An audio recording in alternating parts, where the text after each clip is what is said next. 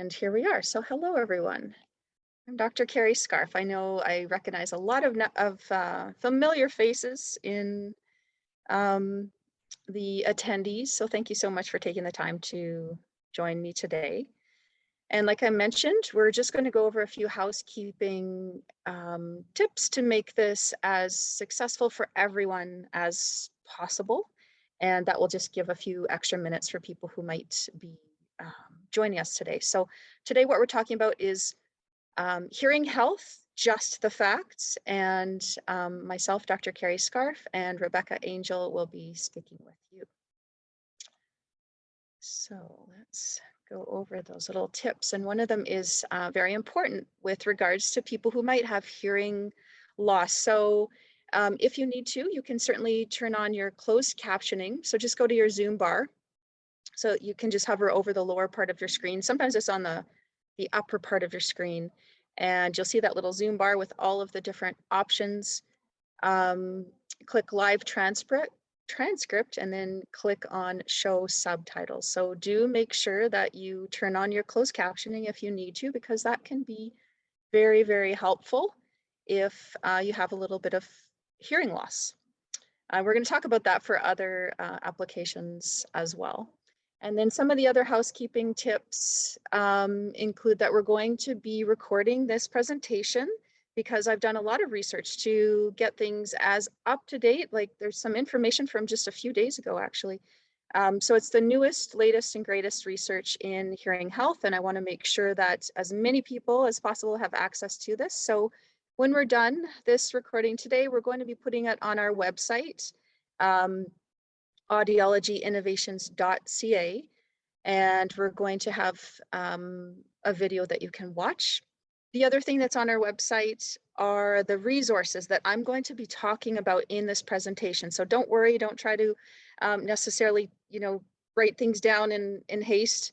You'll be able to go to my website and I'll have all of the resources in a format that you can take a look at them, or you can download them, print them, email them to people as well. So we're just going to make sure that we have a great resource page for you. And we're going to be updating that as well, because I already have some things that I want to add to it based on my last reading of this presentation. Okay, so I am going to get started now. I've given a few minutes for people to join us, and people will be joining us throughout. And, feel free, if you have to go off somewhere, you can rest assured that all of this will be recorded, and you can have access to it later at our website. And just a reminder, so our website is audiologyinnovations.ca. And if you go /just the facts, and you'll see that on this slide, then that's how you'll get the landing page with all the resources, as well as the video recording from today. Okay, so without further ado, I am going to start the presentation, and here we go.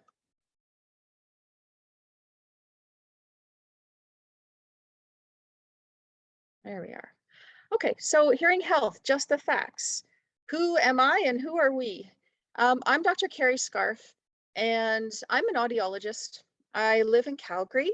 I did much of my training in and around North America. So I did my audiology degree at Dalhousie University. I did some training at Georgetown Medical Center, my audiology clinical training. Then I worked in Halifax at one of the children's hospitals. I worked in Calgary at the Children's Hospital. I've done research in early identification of infants with hearing loss, actually, as well. I've been really involved in the hearing loss and hearing health community in and around Alberta. I was a long-standing board member with an important organization, Deaf and Hear Alberta, which you'll hear more about in a moment. And I'm also a clinic owner. So I own Audiology Innovations, which is our audiology clinics in and around Calgary and Carstairs. And I think what's unique about that is that we're independent, which means me, myself, as an audiologist, I manage and I run and I operate these clinics. So all of the people on my team have been trained by me, and we really try to provide the very best clinical care services, resources to our patients. Some of those members who you may have met in the past include Ilan Feldman, one of our clinicians. He actually does our mobile care. So he goes out in a lovely van and he can come to your home if you need help in your home, if you have any barriers to mobility. You can go to seniors lodges, people's residences, people's homes, and do all of the testing and evaluations and provide care if you have hearing health concerns. Laura Hall is our registered audiologist. She comes to us from Bermuda. She trained at the University of Western Ontario. And so as we're in Calgary, this is her first winter in Calgary. So we're wishing her well with that, but she's a lovely addition to our team. And, you know, she's a relatively new graduate, which is a wonderful asset to our team because we, like I mentioned, we value education so highly. And so we want to make sure we're really at the leading edge of what's available to offer our clients, our patients, even to offer training for our clinicians. Then we have Jessica, and I'm not even going to attempt her last name. She's our lovely audiologist from South Africa.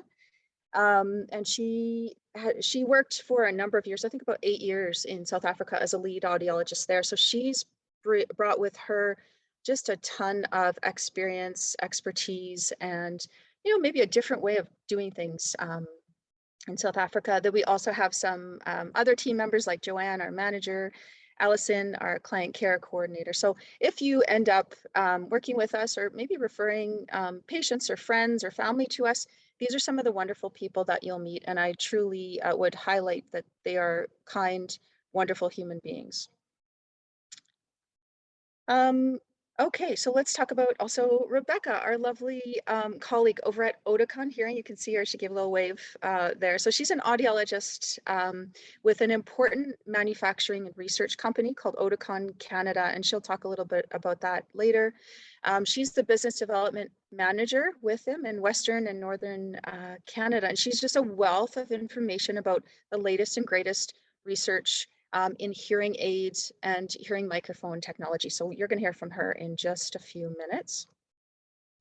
And some of the goals for today, because I think it's really important if you're investing your time, whether it's live right now, or even if you take the time to listen to this anytime down the road, I think it's important that we are wise about using your time. So we have some specific goals, and I put that on our little postcards that we sent out to our colleagues and friends. And some of those goals are that we're going to update you on hearing health research. There's some new and wonderful things going on, and it's really exciting to know where we're at, but also to understand what's realistic with our expectations. We're going to talk about treatment advancements. So, you know, everyone hears about hearing aids and they're in the news, they're in advertising. And I want to talk about the useful advancements in hearing aid devices, including hearing aids and other treatment techniques. And that's really what, I guess, prompted me to put this presentation together. So, you know, I have hearing loss myself, and it's just really important to me that if people are looking for help with their hearing, because I'm an audiologist and because I have hearing loss myself, that they have access to accurate and reliable and credible information. So that's why I put this presentation together, and we're going to talk about the useful, accurate advancements that can potentially help you or the ones you love. We're also going to talk about, and this is really important, I've done a number of presentations over the last, in particular, few years, but one of the ones I did was for the Canadian Hard of Hearing Association. It was a national presentation, and we had presenters from actually all over North America. And one of the areas that I spoke about was useful daily tips that you can implement to help prevent cognitive changes related to hearing loss. And I think that was probably the part of my presentation that most people got really excited about. And in fact, one of the co-presenters is publishing a little article about some of those tips. So you'll have access to all of those here. And like I mentioned, you're going to have access to them on the landing page as well. And then finally, when and how to get thoroughly tested for your hearing function. We're going to talk about that as well, because a lot of people think, oh, I've been tested at my doctor's office, or I was tested for work. But I'll tell you that unfortunately, a lot of those tests are simply screening tests, and they aren't looking at all the things that you really should have evaluated, especially after a certain age. So we'll talk about when and how to get properly tested. Okay, so going back to um, who we are, why we do what we do. So I'll tell you truthfully, I don't think I've ever met an audiologist that I didn't like.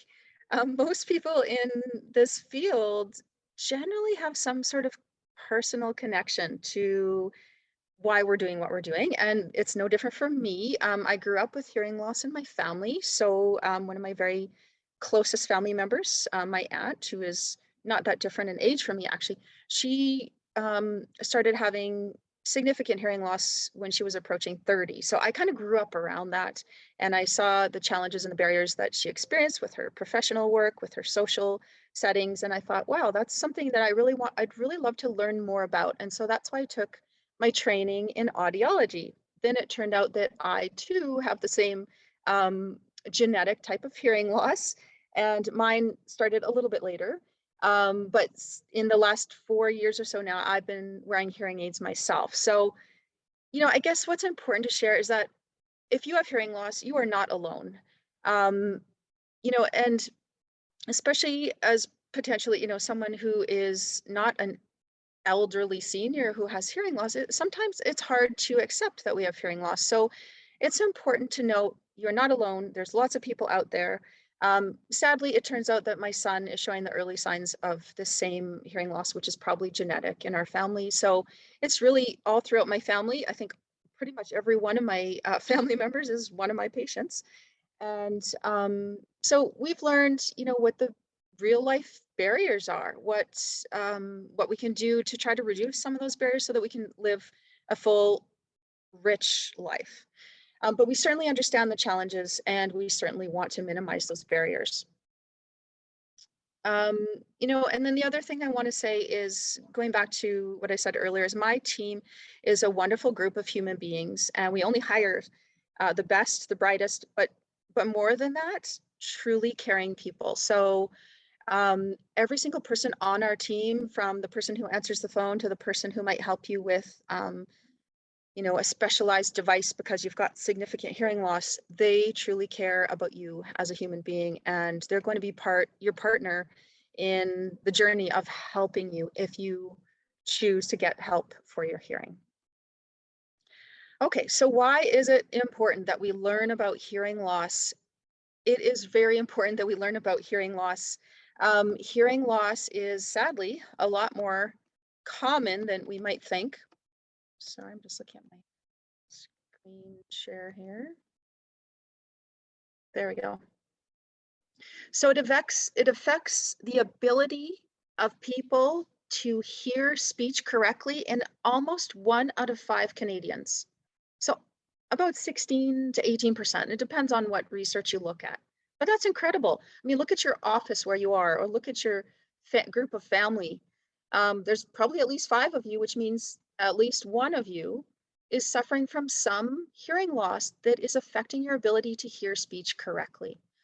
So that's in adults. Then if we go beyond that and we look at people over age 65, at least in Canada, based on the Canadian National Longitudinal Research Study, and that was from 2012, 2013, it changes, it goes up to almost half of people over age 65 who have significant hearing loss to the point where it affects their ability to hear speech correctly. And we're going to get into more about what I consider significant hearing loss and what your family physician or your friends or your family might say. I like to think that we are really proactive and preventative based on research. So when I did my studies at Dalhousie, and then I didn't mention, but I also did my PhD at the University of Calgary at the Hotchkiss Neuroscience and Brain Institute, we were looking at early indicators of hearing loss and how it affects the brain. We were looking at identifying risk and trying to be at the leading edge so that we can reduce further problems later. And so, I very recently have had at least one patient who's unfortunately been told information from other hearing care professionals that, yeah, sure, you have a little bit of hearing loss, but your hearing is adequate for your brain to be functioning adequately. And I would say that that's probably true. If you want adequate hearing, you can go on the way that you're going. But that's not how I live my life. That's not how I've ever lived my life. That's why I was a Hotchkiss scholar. That's why I did my PhD. That's why I follow the research. And if you want to have optimal hearing and you want to keep your brain as well protected and preserved for the future, then I think it's really important to consider doing some of the things we're going to talk about throughout this presentation sooner rather than just letting it, living with it. I like to use the analogy, or we talked about the analogy actually in my clinic yesterday, of people who have normal hearing for their age. Well, that doesn't mean they have normal hearing.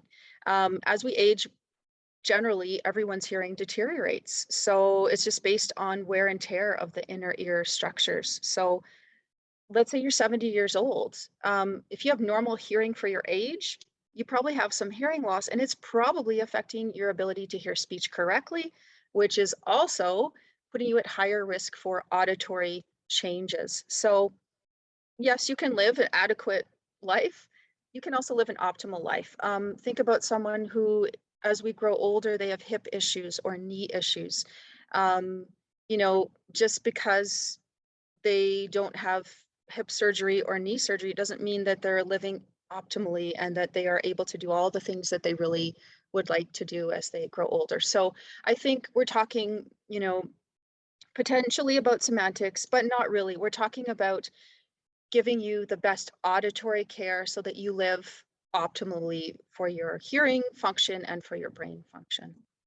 And here's one of the reasons that knowing about hearing loss is so important, because like I said, 1 in 5 adults has enough hearing loss that it affects their ability to hear speech correctly.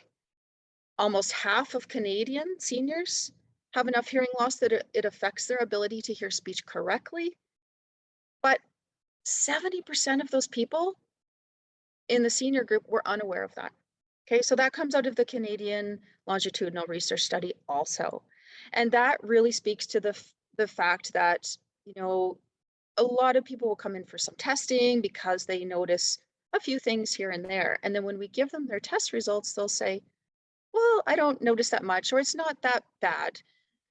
Well, actually, based on the brain research, even a little bit of hearing loss is going to make things more difficult for you to hear accurately. And that accuracy, that fine detail is so important for brain function. So we'll get into that a little bit more. And I know Rebekah's going to talk about that as well.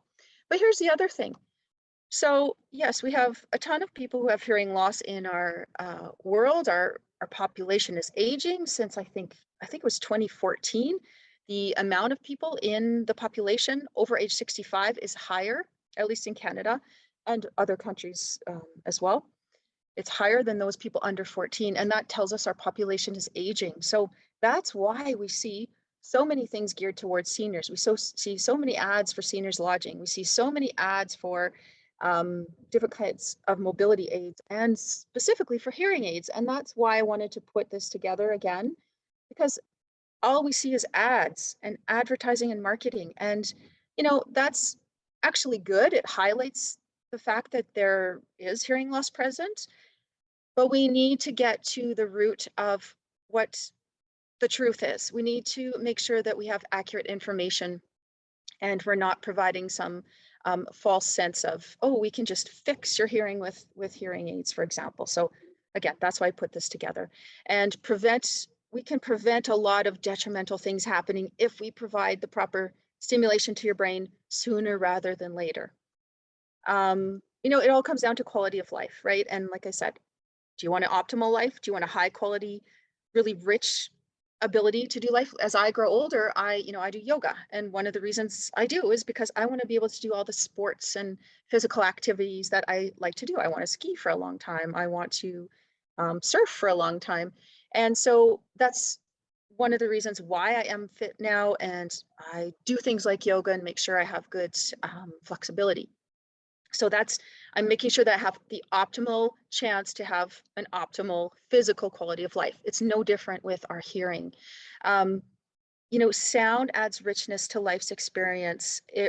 Communication is so important to the quality of our life and the enjoyment of our life. I like to show these two little pictures. So every time that we design a clinic, I'm really proud to say that although I started my clinics 17 years ago, I now have 4 locations. I started with just one. I now have 4 and a wonderful team behind that. It's not all just me.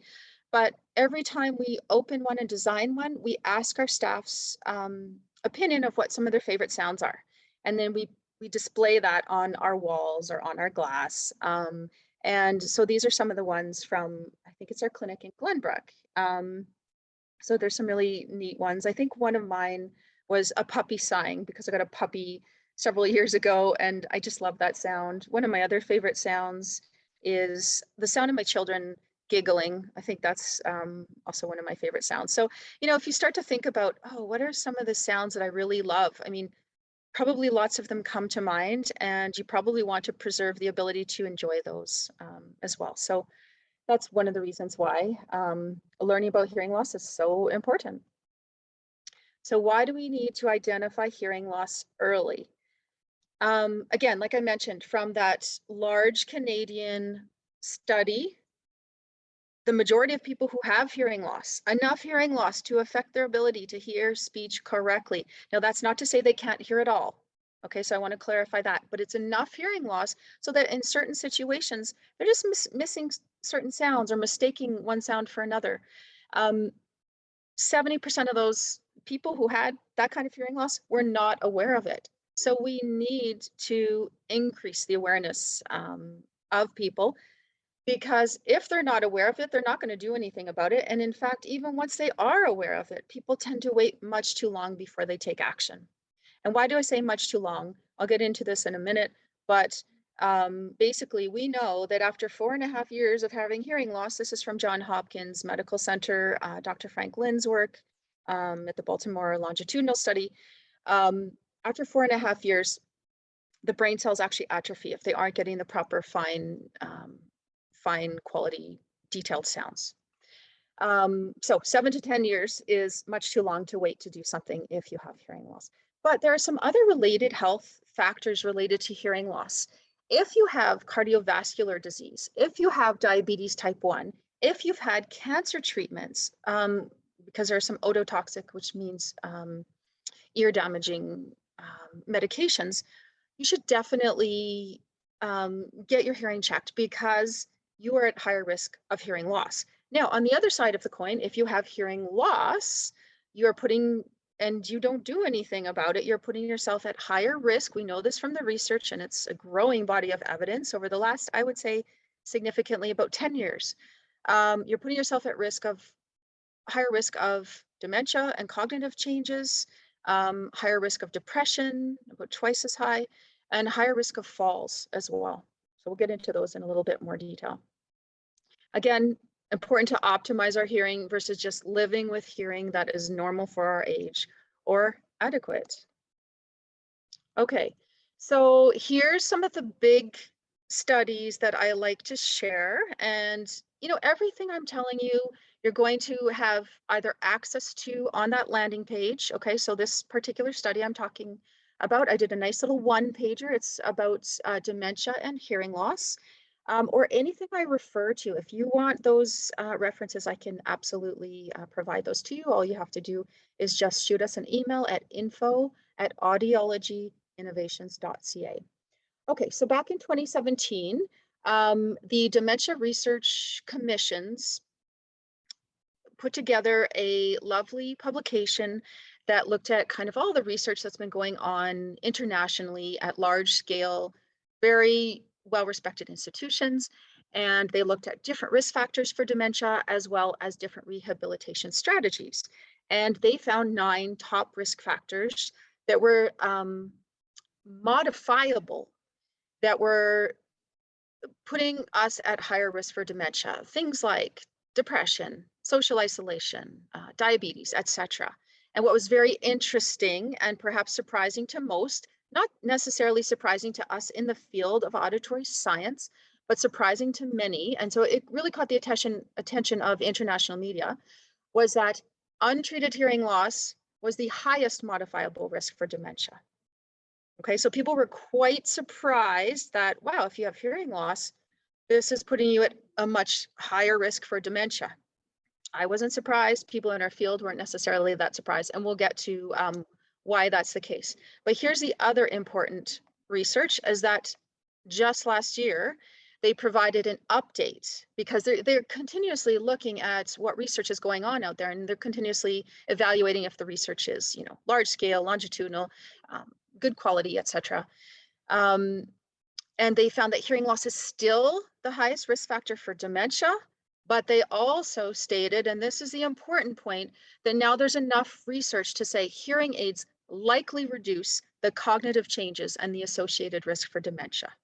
Okay, so this is very important as a take-home message.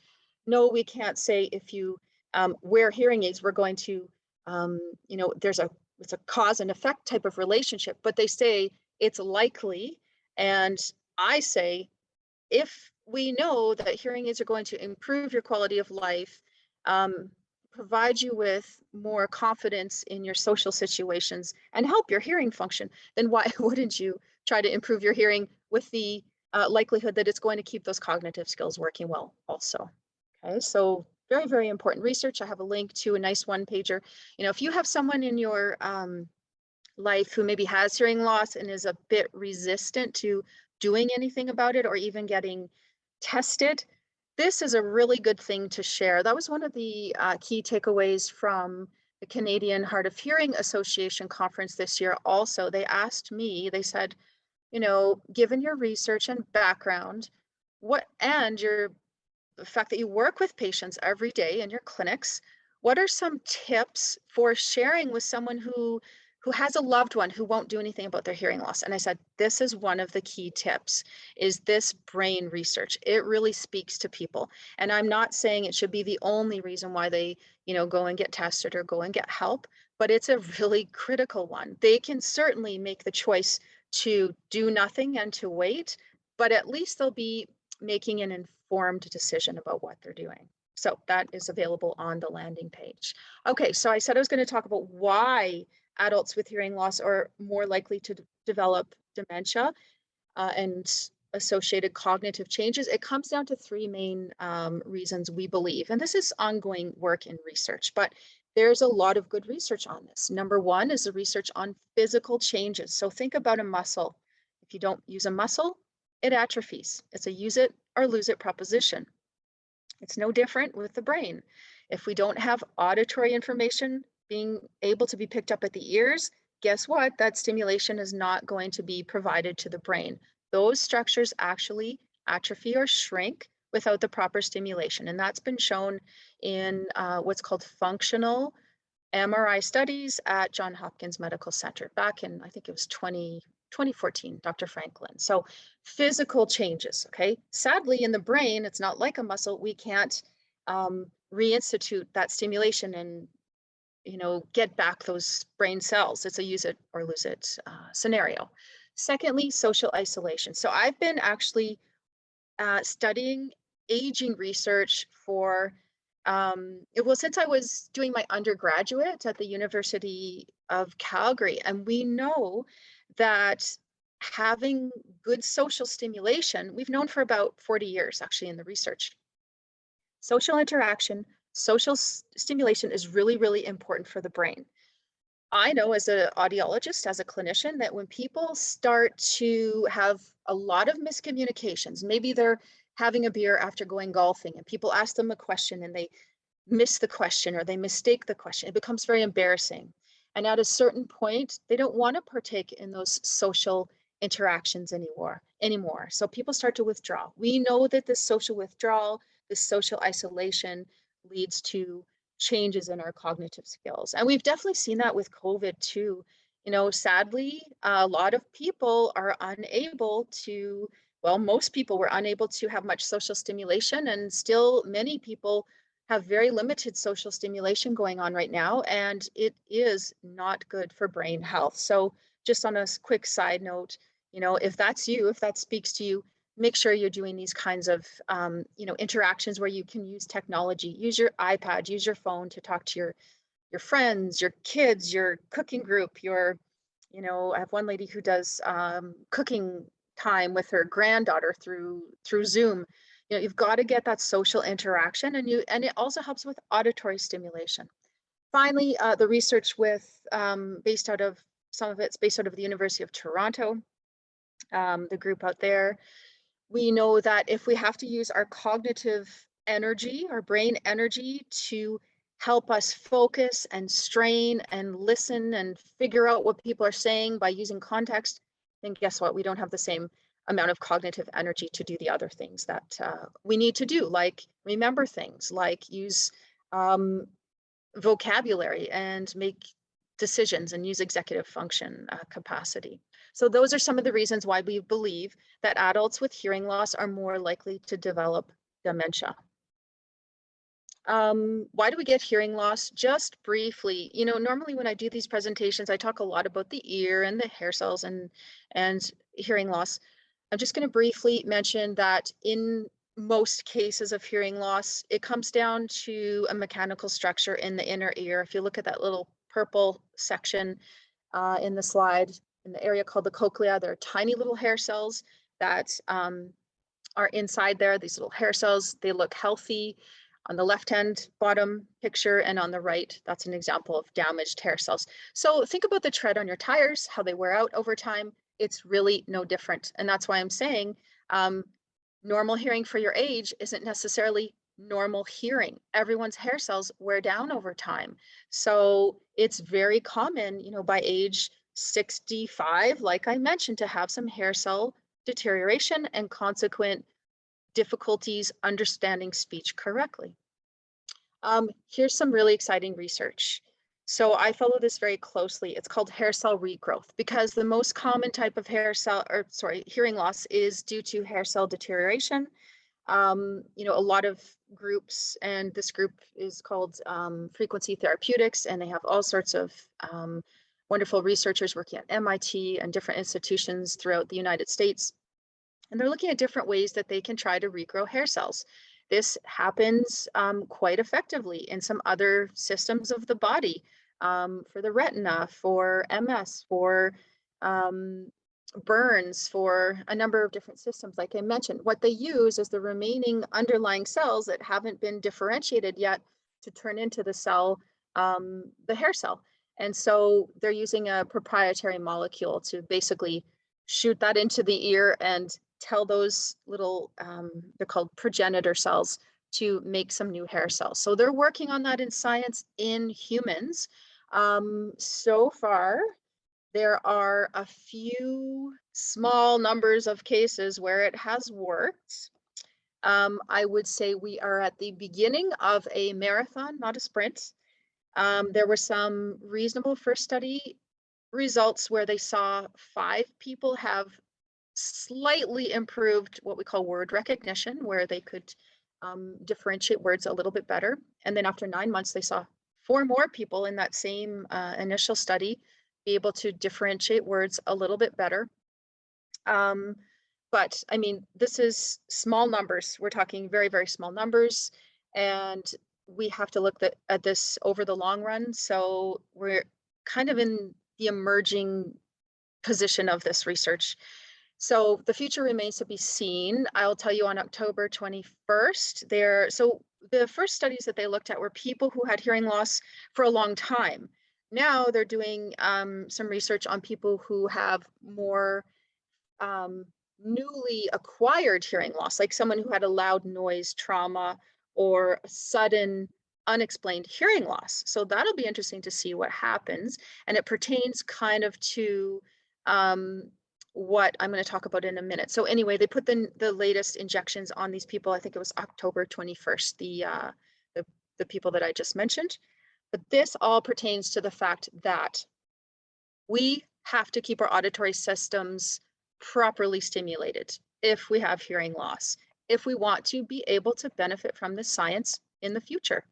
So what do I mean by that? So let's say you have hearing loss and you do nothing about it, like the majority of people who do. So they take 7 to 10 years to do something. Okay, so after, let's say, 10 years, and you've done nothing, and all of a sudden science comes out with a therapeutic technique where we can inject some molecules into your ear, it regrows a few hair cells. Well, sure, we can regrow those hair cells, but remember I talked about how those auditory cortical cells at the brain atrophy after 4.5 years. So the hair cells might be regrown, but your ability to understand what those hair cells are sending to your brain just might not be there anymore. So, this research is really exciting, but it actually, and some people say, well, doesn't it make your field think that they're going to be obsolete? And I actually think the opposite. I think our field is more important than ever because we have to make sure that people are ready for these kinds of treatments down the road. Okay, so going back to one of our goals with this presentation, how to get thorough hearing care. So you see those graphs on the right, those are called audiograms. There's dashes and marks, and I'm not going to go into details. When you get a hearing screening, you're going to have that done. When you get a hearing evaluation, that's more thorough, you're also going to get that done. That graph tells us about this much about your hearing. It doesn't tell us much about your hearing function, how well you do in the real world, where there's noise and traffic and people talking, more than one person talking at a time. For that, we have to look at what I call beyond the audiogram, and further investigation is needed. We need to look at what you notice in your day-to-day environments, what your family or your communication partners notice in your day-to-day environments, because different people actually function differently. Even if they had that exact same graph that I just showed you earlier, they might hear differently in a noisy environment because there's much more to our hearing than that simple graph. Okay, so we have to do a couple things. We have to speak with people and really thoroughly investigate what's going on, what kind of listening environments they're in, what kind of listening environments are hard. And that's what we do with family-centered care. So that's why every single person that comes in for their initial evaluation in our clinic is asked to bring a communication partner. Now, we know that's not always possible, but it's highly recommended. And if we can't bring them, we will actually Skype in with them, or we will ask that they bring a list of their comments about your hearing. Secondly, we need to do more than just a basic hearing test that's shown on that graph. I consider that a screening test. Yes, it has a place and it has some value, but it really only gives us a little bit of information. We need to figure out how well you hear and how well you understand what you hear. So we do special speech testing. And most importantly, we do listening and noise testing. I would say the number one reason why people actually come in to see me is because they have difficulty listening and noise. Well, if you go to a clinic, 99% of clinics in Calgary or other places, they aren't going to assess how well you listen in noise. So how does that line up with giving you an accurate assessment of your true day-to-day hearing function? It simply doesn't.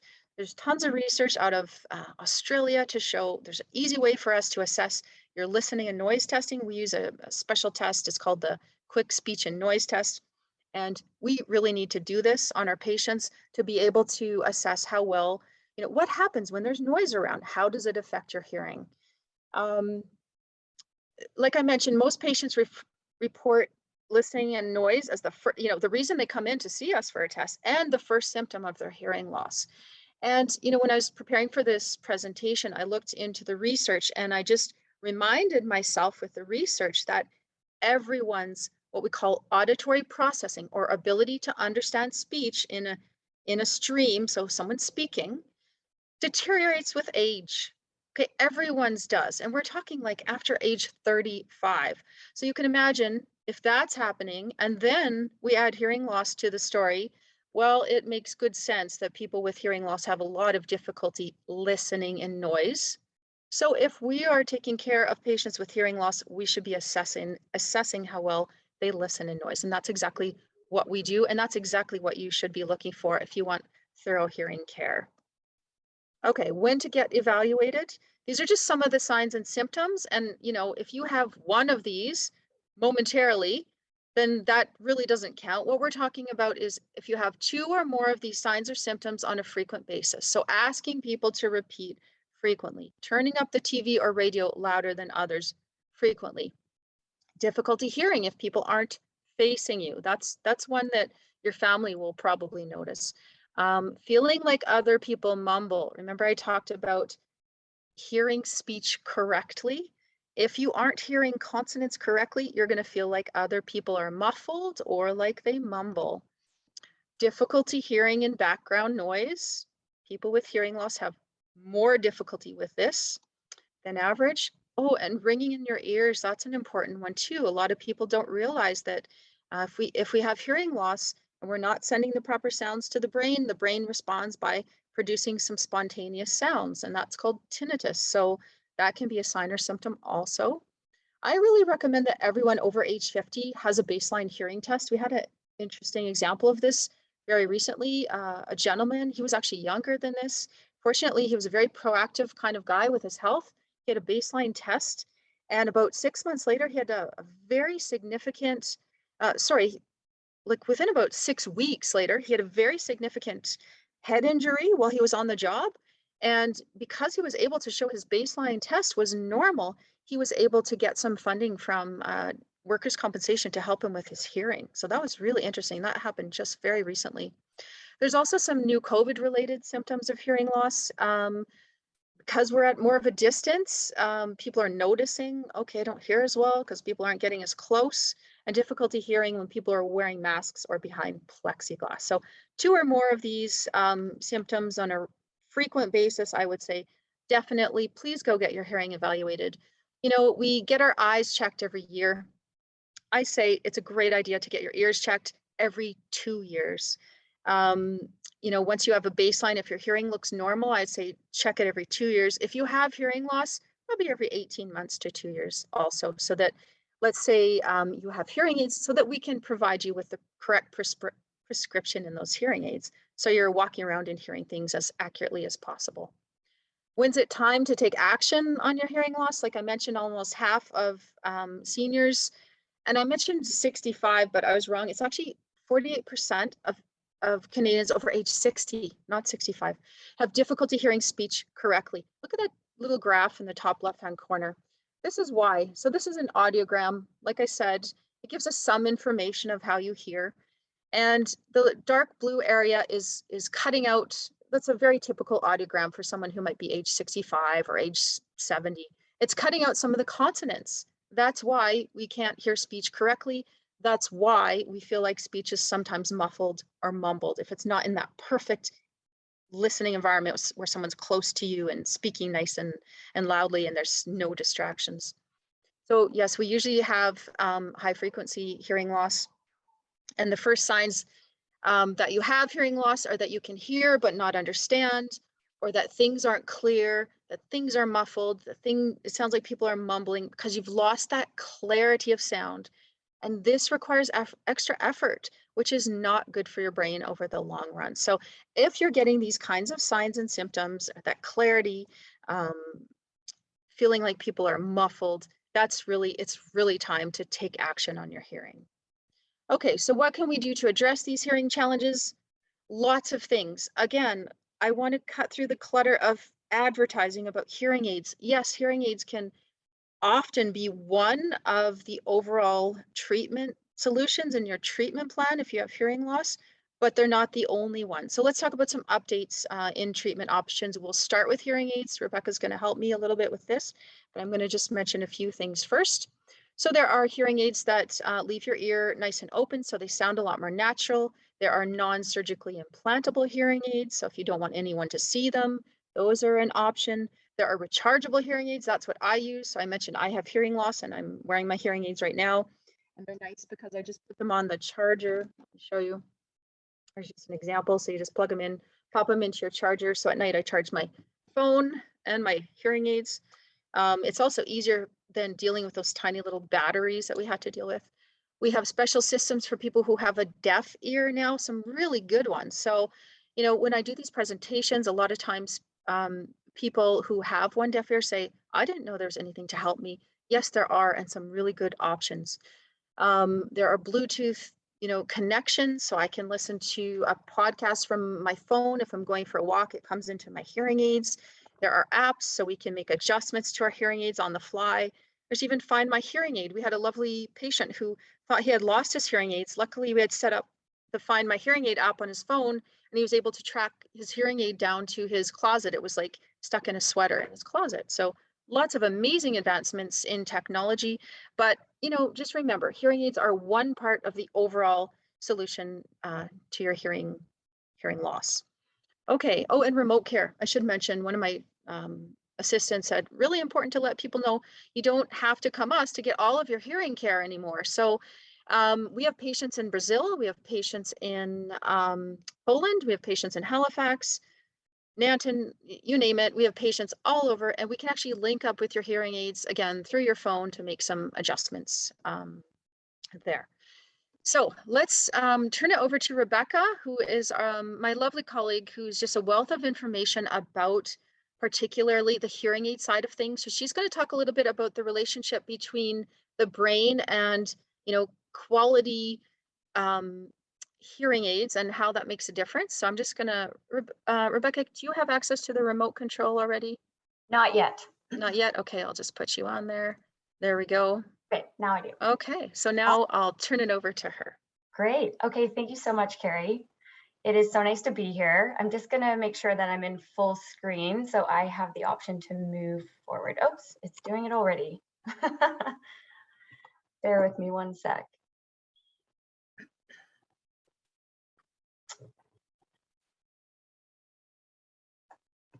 Is that changing for you, Carrie? No, it's not.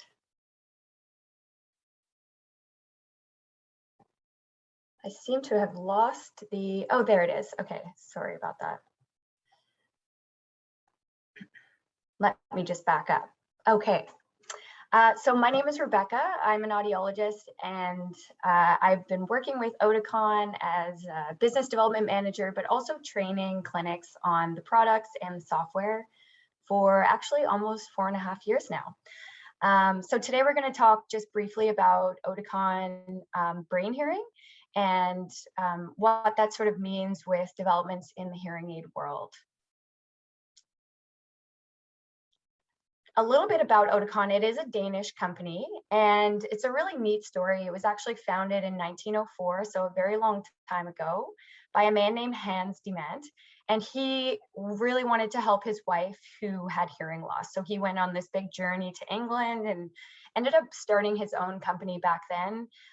So the whole company was really, founded on care and him just wanting to help his wife live a better life. We have our own research facility in Denmark, which is separate to the business part of things. So the researchers and the audiologists sort of have free reign on ideas that they would like to develop. So that's really unique to Oticon. And they also build their own hearing aid chips in-house. So this is unique as of about 5 or 6 years ago. Normally you would purchase a chip from a chip facility and then build your technology on top of that. But Oticon is one of the only hearing aid manufacturers that actually builds their own hearing aid chips. So that's the little computer that does all the work in that little tiny device. We also have a nonprofit side, so that's really neat. 51% is sort of organized by the nonprofit called the Oticon Hearing Foundation, and they have a number of different things going on, particularly in Europe. But the IDA Institute is focused on patient-centered care, and that's available globally. So it's a really good resource for clinicians, but also anyone with hearing loss. So I would recommend checking that out. They have a website, theidainstitute.com, and there's lots of counseling tools and things like that on there.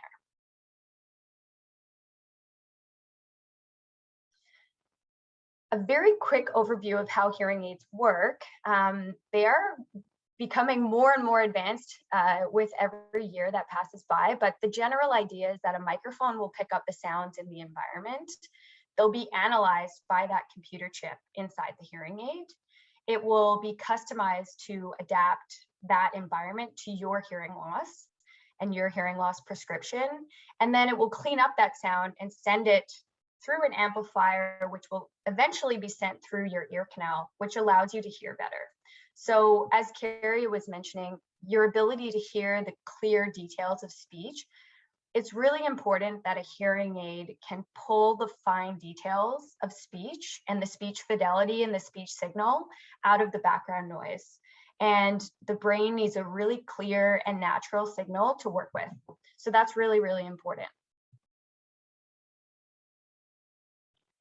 Some new research that came out that looks at sort of how the brain makes sense of sound. So it's really important that we get a clean signal to work with. And what I mean by that is providing the full sound scene through the ear canal and giving your brain a really clean code.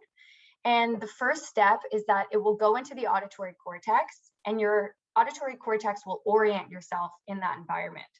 So you've probably walked into a noisy restaurant or a cafeteria, and it can be quite overwhelming at first. Your brain has to sort of take a second and orient yourself with all of that information in that space.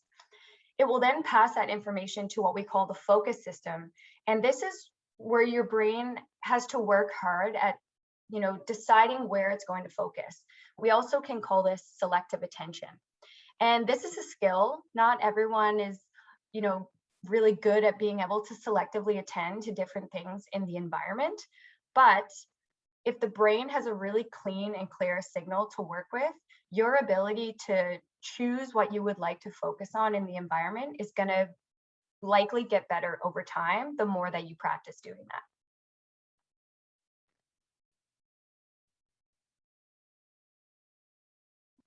This leads me a little bit more into brain hearing. I'm not going to go through all of these just for the sake of time, but what I wanted to point out here is that hearing aids are doing a lot.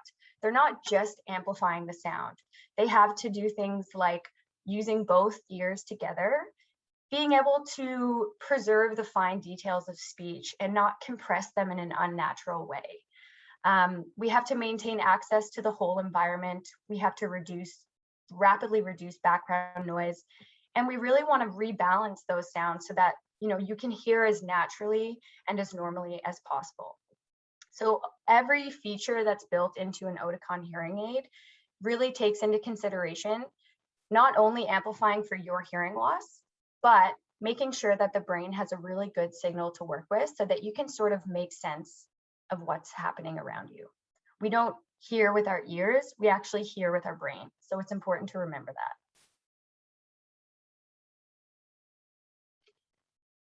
So with Oticon's newest technology, and probably in the last 4 or 5 years, we've really moved away from this, what we call directional microphones. And what I mean by that is before we had any other technology to work with, the hearing aids would really zone in on what's happening in front of you and try to cut out what's happening outside of that sort of directional beam.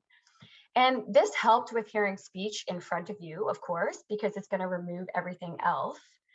But it's not a natural way of hearing. And if we think about giving the brain that full sound scene, in this picture on the left, we're really not getting the full sound scene. We're just getting what's in that window of directional beam.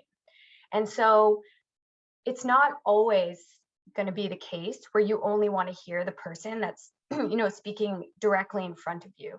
And so moving over to the right side, what Oticon is trying to do is provide 360-degree sound so that if you want to, shift your focus or selectively attend to someone speaking to the side of you or even behind you, you have the ability to do that.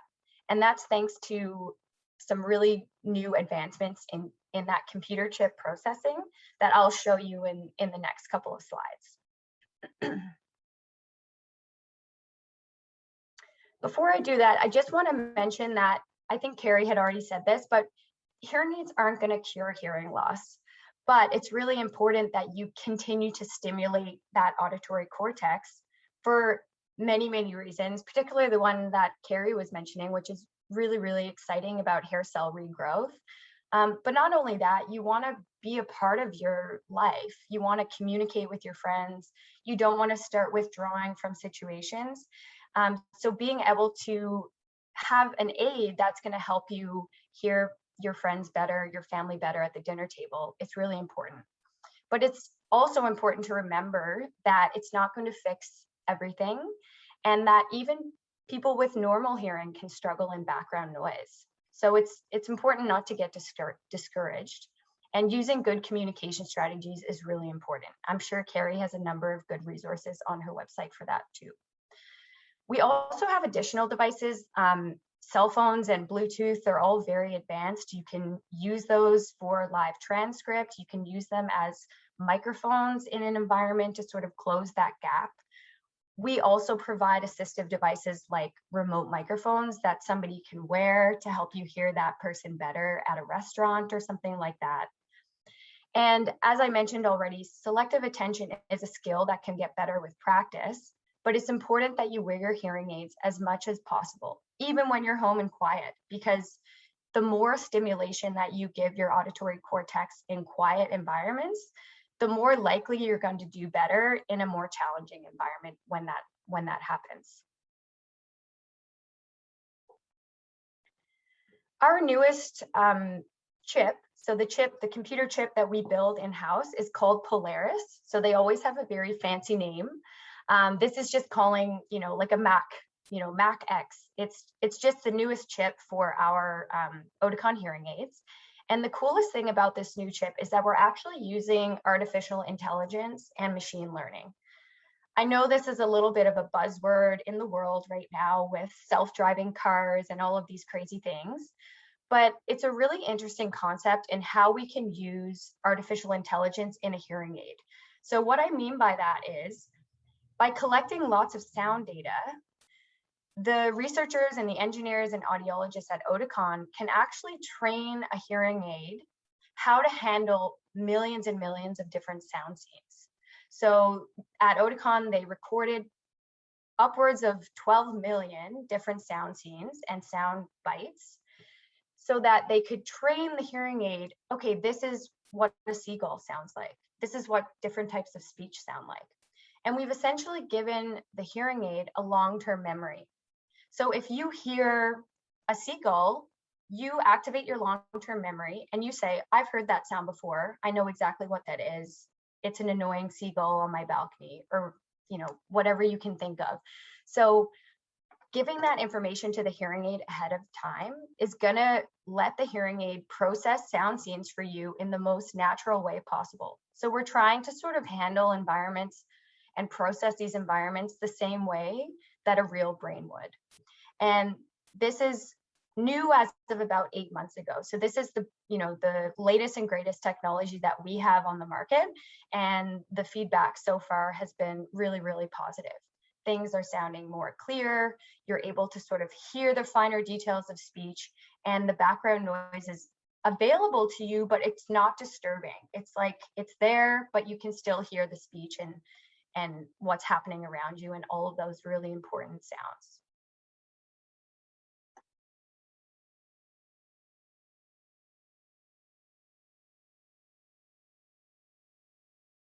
Just to finish, I wanted to mention again, just the consequences of an untreated hearing loss.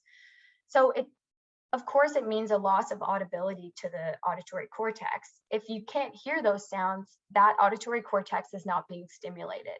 But not only that, the signals getting to the brain have a much lower quality. They're going to sound distorted. If you're fit with a hearing aid that's not the best hearing aid for you, it's going to also have a degraded signal going to the brain. So it's really important that you see a qualified, clinician such as Carrie or one of her team, so that they can do a full assessment and find out the best product for your hearing loss. And then if you don't have that, good signal getting to the brain, fMRI studies have actually shown that the brain will restructure and compensate for that lack of stimulation. So what I mean by this is plasticity, which is amazing that our brains can do that. But what we'll see is the visual cortex will start to light up. because you're giving that much more effort to your, trying to follow, maybe you're trying to lip read, maybe you're looking for other cues. And over time, we can actually see that the auditory cortex is not being lit up and the visual cortex is compensating for that. This takes a lot of energy and effort for the brain. So this is going to lead to fatigue. I'm sure anyone who's had to listen all day is exhausted at the end of the day. And if you have a hearing loss and you're trying to listen and follow along all day, it's really tiring. And this has been shown to lead to social withdrawal. You're not going to eat at the dinner table. You're not going to go to bridge. You're not going to go to bingo.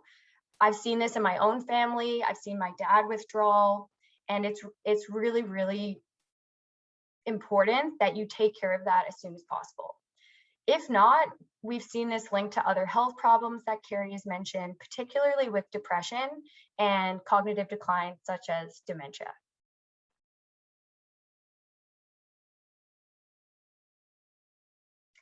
And that was my little update. So Carrie, it's back over to you.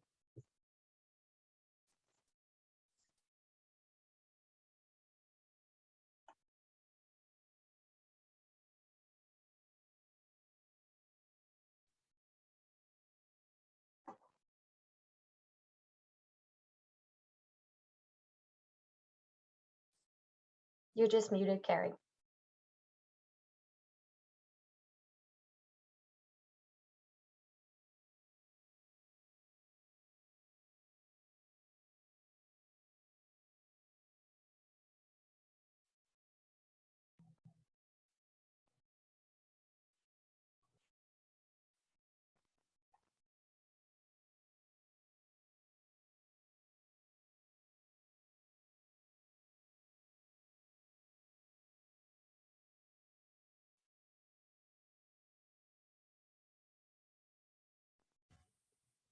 Hi, Rebekah. Can you hear me? I can. Hi, Tom. Is this how I'm speaking? Sorry, I'm back. Can you hear me now, Rebekah? Sorry, everyone. Now. We just lost the slides, but if you can Okay, I shall. I'm sorry, I was clicking too quickly. John, did you have a question for me? There we go. Okay, Rebekah, can you hear me? We can hear you. Yeah.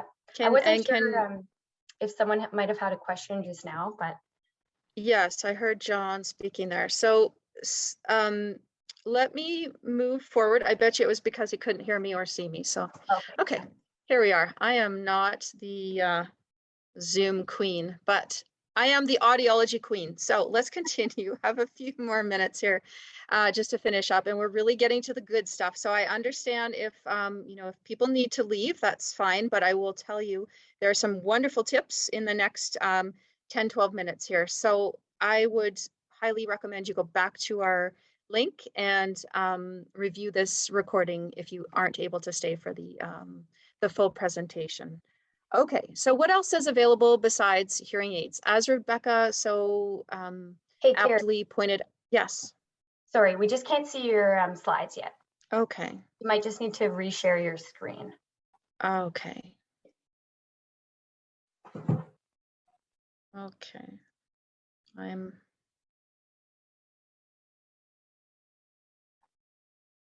So Rebekah, I'm just trying to find my Zoom bar. Oh yeah, maybe hit escape. Sometimes if you're in full screen, it can yeah, okay, there we go. Yeah. There we go. Live transcription.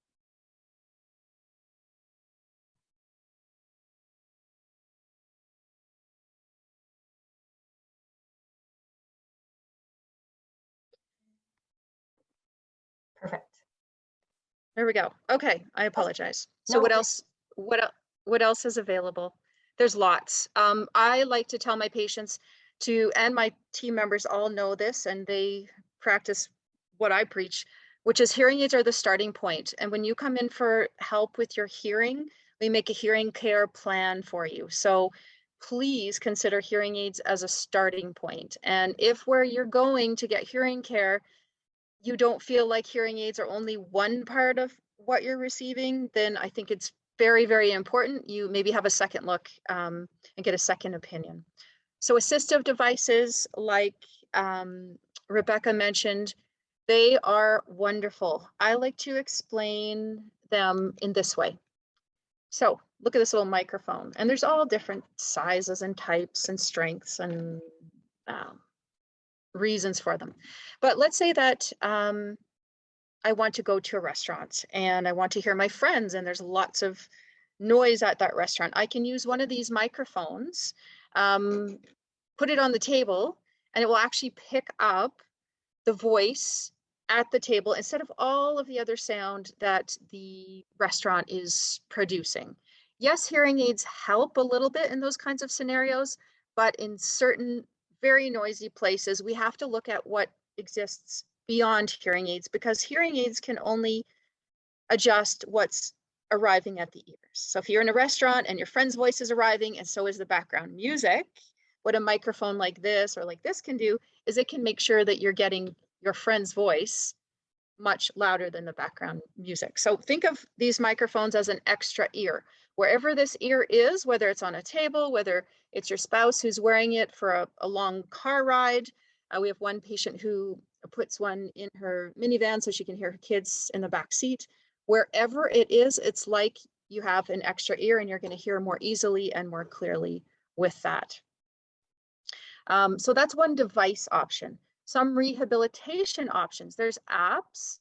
So there's live transcription, live caption. If you just go on Google, you can look for them. Some of them are paid, not very expensive. I would suggest you try one out before you pay for it. But I will say, I looked at the reviews on a lot of them and you get what you pay for. So if it's something that you want to use a lot, and what I mean by that is, you go to a store and you need to use your phone to point at the person speaking, and it transcribes their voice. It makes a text out of it.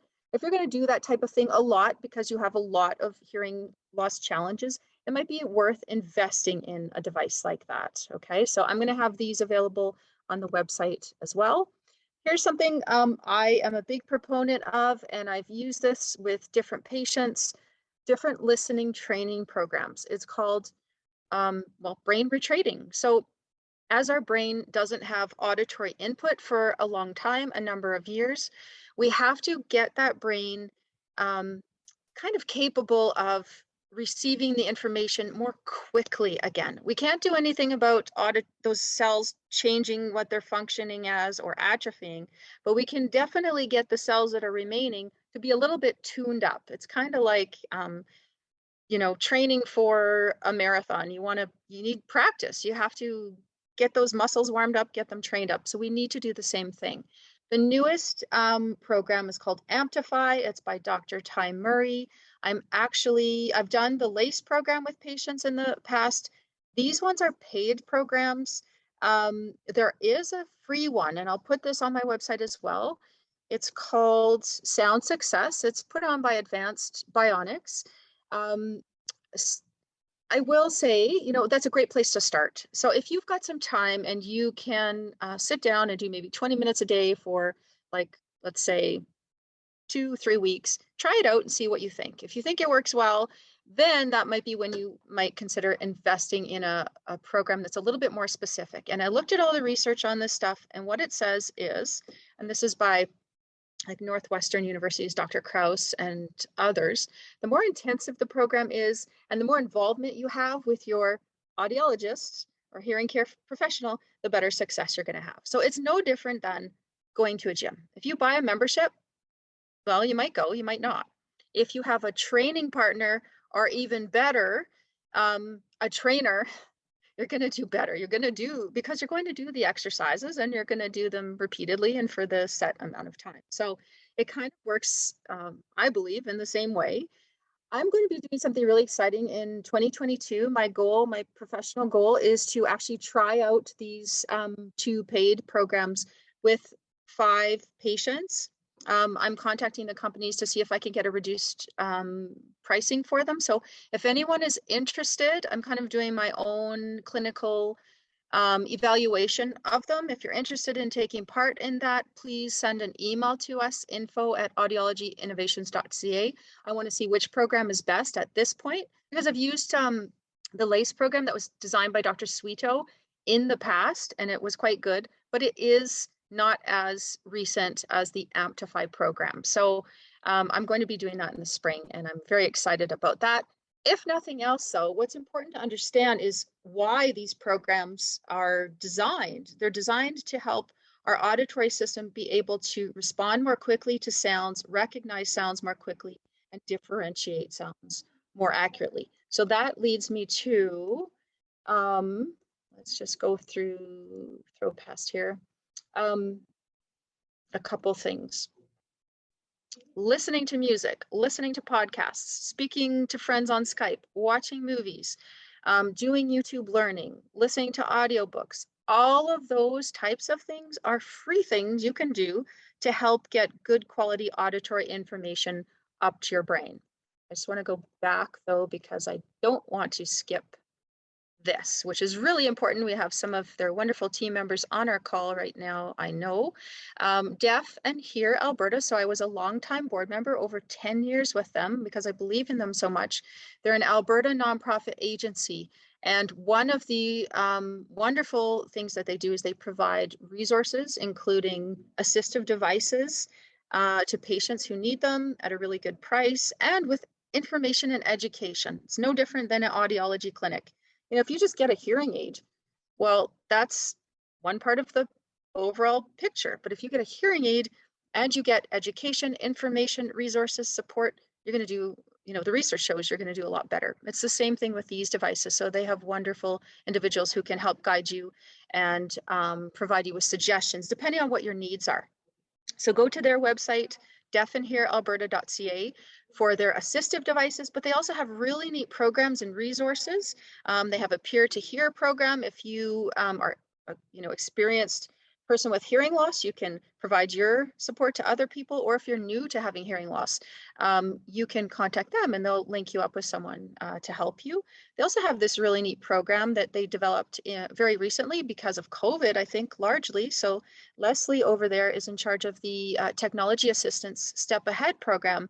If a senior, wants to do that important interaction, like there she is, she's giving a nice little wave. If they want to have important interactions, social interactions with their iPad or their phone or their computer, doing different communication things with their family or friends, then Leslie can help set up a volunteer to help you with the technology side of things. So that's amazing. So if you have hearing loss and you don't know about this agency, you should. Deaf and Hear Alberta. Tips for preventing cognitive changes, okay, related to hearing loss. First things first, get tested. Like I said, 70% of adults with hearing loss are unaware that they have hearing loss. So please, please, please get tested. Please also consider treatment when recommended. We need to keep that brain, available for potential treatments in the future, but also to help you with your hearing function. For hearing aid users, a special shout out to you. Keep your hearing and listening skills working all the time, even if you're at home alone, exactly like what Rebekah said. Wear those hearing aids consistently. If you're struggling, if you're new to this, remember it can take up to 18 months to fully adapt to the new sounds that you're hearing. Especially with COVID, we haven't been out as much or socializing as much. So consistency is key. Wear them as much as you can, even if you're at home alone. I like to use the analogy of learning a language. Immersion is best. And then, this pertains to all those things I said. Even if you're at home alone, use this presentation as encouragement to start listening to more sounds. I don't want you to get used to living in silence. That is not good for your auditory system, nor for your brain. Okay, so audiobooks, Skype conversations. Like I mentioned, I have a patient, she does cooking with her daughter. So they set up their Skype and they both follow a recipe, and then they're chatting, remotely. So even if we can't get together in person, we can get together with our sound system with different technology. And that's where Leslie's program at Deaf and Hear Alberta comes into play. If you have problems, talk to them. That would be a great thing to do. Now, remember, communication is a two-way street. So we have this great resource on our website. It's a communication handout. It talks about what you can do to help yourself if you have trouble hearing in different environments, but also what people can do to help you. My top tip for people trying to help you is to make sure they get your attention before they talk to you. Okay, so they need to say, You know, if it's my husband, he says, you know, oh, Carrie, and then he pauses and then he talks. Or if it's your mom, you say, Mom, pause and talk. Make sure that they're ready to receive that information. That's the top tip. The top tip for you to help you hear better is use closed captioning on pre-recordings. You know, you don't have to read it the whole time, but if it's there, if you miss something with your ears, like Rebekah said, you might be a little bit more tuned in with your eyes without even realizing it. And your eyes will help you get the message. And more than that, it will help tell your brain what the sound was. So the next time you hear it, you might be able to recognize it more quickly. So when we're talking about auditory processing, we're talking about recognizing things and following different sounds rapidly. So closed captioning is a great free auditory training thing that we have. Be an active listener also. Look, lean in and listen. If you do that, if you're an active listener, the person that you're speaking to is going to be a reflection. You'll see that they become a much better communicator with you as well. So feel free to download that little communication tip guide, or we can certainly pop some in the mail, or you can drop by our clinics. We've got lots of those for you. I usually give out 2 at a time, one for you and one for your family or your spouse to know what to do to help you. Just briefly, how much are hearing aids and other devices? You know, there's a range. There's something for everyone's budget. There's different funding programs. We help you get on those funding programs. In some cases, for seniors, much of the cost is covered by the programs that we can help you get on. So please, please, please don't let, you know, perceived cost of a device, a hearing aid or other device, be a factor in you not getting your care or be a barrier. We will help you. We even work on a special program with the bonus seniors volunteer agency. We collect older used hearing aids, or people who are upgrading their hearing aids donate their hearing aids, and we set them up for seniors who are on a very limited income once a year. We do that with them and the CAREA, the Calgary nonprofit agency. So please don't let pricing be a barrier for you. There's something available for everyone. We've never turned somebody away. Yeah, so how to get thorough hearing care. Just remember, get good quality care, get the best care you can. I believe that, you know, if you're going to a clinic, they should have all these things on offer. They should have listening noise testing. They should do word testing. They should offer family-centered care. Rebekah mentioned the IDA Institute. Our clinics are IDA Institute approved, which means we did specialized training so that we know all the latest and greatest ways of explaining hearing test results to you, for example. The clinic should offer hearing protection, tinnitus support, online programs, microphone systems, and resources, because I believe it should be more than just a place where you get hearing aids and a hearing test. They should be your partner in everything related to hearing health. So even if, you know, let's say your grandson needs some earplugs because he plays in the Stampede marching band. This is a true story. So, you know, when we have all this information and resources for you, then we can help not only you, but all the people in your world. At our clinics, you can self-refer. There is an evaluation fee. It includes a report that we share with you or your physician. But oftentimes, if you have any special health insurance plan, the fee is covered or reimbursable. And, you know, consider us your partner in hearing health. Those screening tests that you see on the bus benches, that's exactly what they are. And when you get that piece of paper with the graph, that's all it is. You know, I believe that you deserve more than that. I believe you deserve optimal hearing, not just adequate hearing, because I believe you deserve optimal brain health. So please feel free to always go to our website. We have a YouTube channel. We've got locations throughout Calgary in Carstairs. We have mobile care services. And, you know, I would also say we learn from our patients. So if you have questions, if you have comments, a lot of what I've included in today's presentation is from people like you. So please drop us a line. Please share, you know, your comments, your questions, things you want to learn about. I do a bi-weekly educational video. If you sign up for our e-newsletter, you'll get that. And I make those videos based on your interest areas and your things that you want to know more about, because I'll take the time. I have the background and education to kind of cut through the clutter and share the accurate information with you. So thank you, everyone. I know I talked a lot. If you want to put any questions in the chat, I'll be watching that, but you can always reach out to us by emailing us directly, info@audiologyinnovations.ca. I just got a couple thank yous on the chat, so that's lovely.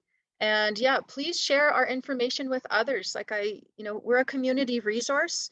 We have lots of physicians, lots of physiotherapists and other people who refer to us, and we're always happy to have more. We're also always looking for equally great healthcare professionals to refer to if people have balance issues or things like that. So anything at all related to the ears or hearing, please share your information. I'm more than happy to receive that. So just getting lots of thank yous. And a quick question about tinnitus.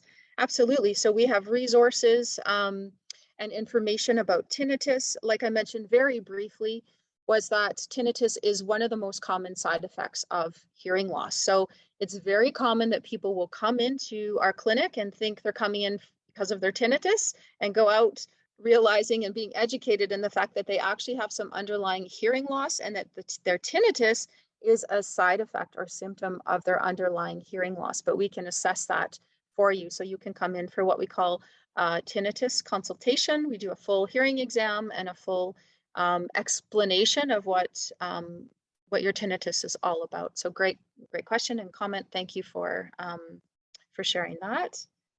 And I'll just keep waiting. I'll stay on here for several minutes if there are any other questions, any other comments. Yeah, so another question is about tinniness or metallic sounds of hearing aids. So going back to the fact that most hearing losses are high frequency, hearing aids are actually designed to enhance the high frequencies. And because of that, depending on how the hearing aids are set, they might sound or be perceived by the person wearing them as a little bit tinny or metallic. So it sounds, so Ellen, just to respond to you, it might be time to get a new hearing exam so that your clinician can adjust your hearing aids so that you're walking around with the correct prescription. If the hearing aids are tuned slightly incorrectly, then you'll get some of those sounds of tinniness or metallic sounds. But also, if you're not wearing your hearing aids consistently, even if you've had them for 5 years, or if you're not wearing them consistently, and what I mean by that is at least 12 hours a day, then you might still perceive some tinny sounds, Alan. So those are a couple answers in brief to your question. Great question. Sounds like we'll be seeing some of you soon, which is wonderful. And please, like I said, feel free to check out our website, sign up for our e-newsletter by sending us an email, because there'll be lots more videos like this, and send us your things that you want us to speak about in those videos also. Anything else, Rebekah, that you want to comment on or mention? I was just going to say thanks for having me. I've done a few of these and it was really interesting to hear what you have to say. So Great. Yeah, hopefully it was valuable for everyone, and I'll be sure to pass along the recording information to everyone that I know as well. Thank you. Yeah, thanks so much to Rebekah for taking the time to share her expertise. Very, very knowledgeable. And then also to Isabel for helping us manage this webinar. So I think I'm going to we'll close the seminar now, and please feel free to visit our website and watch the video recording once we have that up there. We should have that up there probably in the next few days. Thanks so much, everyone. Take care. Bye. Thank you.